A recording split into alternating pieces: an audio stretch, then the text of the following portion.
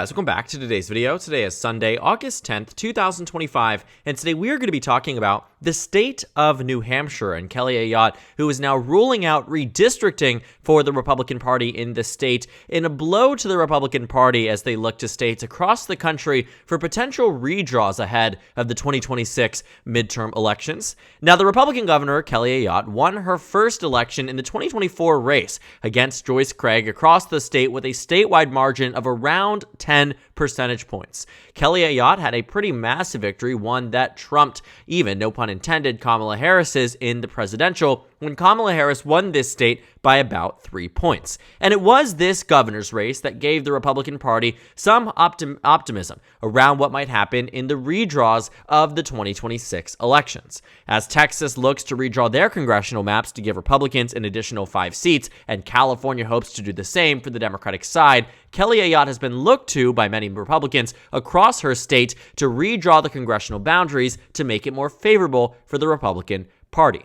Now, this is actually not the first time that New Hampshire has had these calls for a gerrymander across the state. They've actually had a Republican governor for quite some time now, the better majority of the decade, and it looked as if in the past, after the 2020 census, that the state of New Hampshire wanted to see a redraw. And that redraw came because in the 2020 election, the maps here were quite competitive. Despite Republicans winning 0 of the seats here, Donald Trump came within about 7 points of victory in the state, but Republicans came up short in both the 1st district and the 2nd. So Republicans saw that after winning the governorship in 2020, as well as winning the state legislative maps. They won the state Senate, they won the state House, and they had ultimate control of how the maps would be drawn after the 2020 census. The Republican Party put forth a gerrymandered map, to which their Republican governor, similar to that of Kelly Ayotte, would not sign it into law. Governor Sununu, the elected at the time Republican governor, he's no longer in elected office in this state, but the point was that he had been elected in 2018, re-elected in 2020, and in 2022 was facing what he expected to be an interesting election season. But he often has remained so popular because he has stayed above the fray of simple partisan politics and was never really that big of an advocate for congressional redistricting that favored the Republican Party together. And what they found was that despite the Republican legislature passing a map that would shore up the 1st district and give Republicans an advantage there and give Democrats their own district, essentially making New Hampshire a guaranteed 1-to-1 Republican to Democrat, Governor Sununu said, absolutely not. And he had done so because these 2 districts in New Hampshire for a very long time had been drawn practically through the middle of the state to ensure that these districts, while with popular Republicans and popular Democrats, do have reasonable opportunities to go back and forth. After all, the same district in 1990 that went to a Democrat by 5.4% at the beginning of this redraw went to the Republicans by 42%. New Hampshire had maintained itself as a battleground state for a very long time.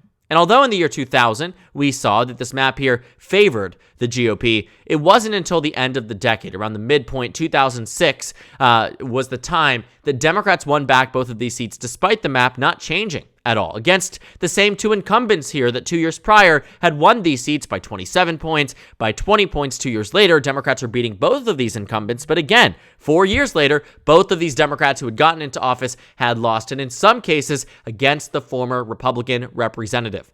Fast forward through the last decade, these races had been competitive. In 2014, Republicans gained 1 seat, Democrats held on to the other. In 2016, Hillary Clinton wins the state, Democrats barely hold on to both by a point, by 4 points. 2018 comes around, Democratic wave year, Democrats win these seats by a pretty comfortable margin. 2020, better for Democrats than 2016, Democrats are winning it. And you can see, the Republicans knew that in 2022 in New Hampshire, they weren't going to do so well. So they tried to redraw the map, and what ultimately happened was that Governor Sununu said, absolutely not. Now, things are different this time. In 2025, the Republicans hoped that with a Republican governor like Kelly Ayotte, that they could actually draw the maps differently. Republicans still hold the advantage in both chambers in the New Hampshire state legislature. And so what they were looking for is that Kelly Ayotte, as the governor, makes the conscious decision to say, I'm for it. Draw me a new map and I will sign it. But she ultimately is saying no, and I think there's a few reasons why Kelly Ayotte has made that decision. On one end, she comes from having run a statewide race in 2024, but not to mention that she had served in the United States Congress. And I'm sure she knows firsthand just how partisanship can really take the helm of all types of DC politicking, and that gerrymandering districts would only do more harm. And while part of me does believe that it was that motivation from her experience on Capitol Hill, I also recognize the very real reality that Kelly Ayotte is up for re-election this upcoming midterm. Yes, she did win her first election in 2024 for the governorship, but not to mention that New Hampshire is a state that holds its elections not every 4 years, but like their House seats, every 2 years. Kelly Ayotte, despite winning her election 7, 8, 9, actually longer than that, 10 months ago, is now up for re-election next November. And that tells you that the decisions she makes right now will have a direct impact on how voters view her in a Democratic midterm year. And I'm sure she's learned from Sununu that you often do what you can to not anger your base in New Hampshire. Sununu won by a massive amount in 2022, and that's because voters largely liked his style of governance. In 2020, ran against a lackluster Democrat, won by 32 percentage points. But in the Democratic wave year, because he was first elected in 16, in 14, this was held by Maggie Hassan, who went on to run for Senate in 2016 and win. But Chris Sununu won in the same ballot that Donald Trump won on the national stage. And he won in the state of New Hampshire by 2.3%. And he knew that by the time the Democratic midterm came around, he would need to supercharge his popularity and boost the way that voters viewed him. Well, by the time we reached the 2018 elections, you can find this in the videos I made talking about New Hampshire. He ended up in the top 10 most popular governors in the entire country. And what did that do for him? What did that do for him in terms of overall electoral performance? What did it do for him in the state of New Hampshire? Well, a lot. He got that district to a point, not that district, that state to a point where he was winning by about 7 across New Hampshire in 2018. Keep in mind, this was a pretty solid and locked-in year for the Democratic Party. This was categorically an overperformance for Sununu, and a good one at that. And it was decisions like these that kept him popular. And it is decisions like these from Kelly Ayotte that will keep her popular in the 2026 governor elections. Because she could read the writing on the wall, and no matter how you draw a New Hampshire gerrymander, you would find that Republicans would win one, Democrats would win one, and in the worst case for Democrats, the way the state's boundaries have been here when it comes down to New Hampshire, I don't know why we're not on a house map here, you would only be able to draw a district that Donald Trump won by about 6 points. By about 6 points. And so what that in essence does on the electoral map is make it so Democrats actually could win both seats, even if they do redraw the map. And Kelly Ayotte would have to answer for that in her general election. So it is a blow to the GOP, but it's not one that is so sufferable that it means that they're screwed over. But it shows that there are some Republican governors out there that, whether for their own political instincts or their own experience on the Hill or for whatever it might be, or just standard, disapproval of the overall redraws across the country, there are some Republican governors out there that have put their foot down and said they will not redraw their state. And even though the Republicans do, to some degree, have the ability to redraw New Hampshire, they are not going to do so right now.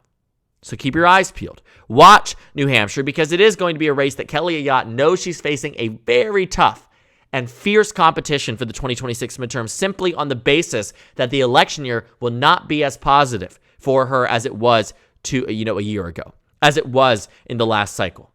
And while I don't doubt that Kelly Ayotte will remain popular and win re-election, it is decisions like these that keep her in that position. Because if she went guns blazing and said, I'm redrawing New Hampshire, I'm very doubtful voters would have found that to be appetizing right before a midterm where they're hoping to vote out Republicans all across the country, especially in a state Kamala Harris won, Joe Biden won, Hillary Clinton won, Obama won twice, that hasn't voted for a Republican on the national level since Al Gore ran against George W. Bush in 2000. It has been 24 years since Republicans have won a statewide national presidential race in New Hampshire, and Kelly Ayotte does not want to face off in 2026 with an angered constituency. And so she's pulling back. She's telling the Republican Party, no, I'm not going to redraw the map, and you are going to have to deal with that. And what that essentially does, in essence, for the Democratic Party, gives them a victory in the state, gives Republicans an inevitable victory in the governor race, and one that I do think is led by smart political calculus, and it is decisions like these, again, that I think feeds into that. And so I think that New Hampshire right now will be very interesting to watch. We'll see how Democrats and Republicans not only maneuver New Hampshire, but other states, what decisions they'll make ahead of 2026. But it looks like on the battle and the war for redrawing states, New Hampshire will not be following suit and is stepping out of the fray and keeping their maps as it is.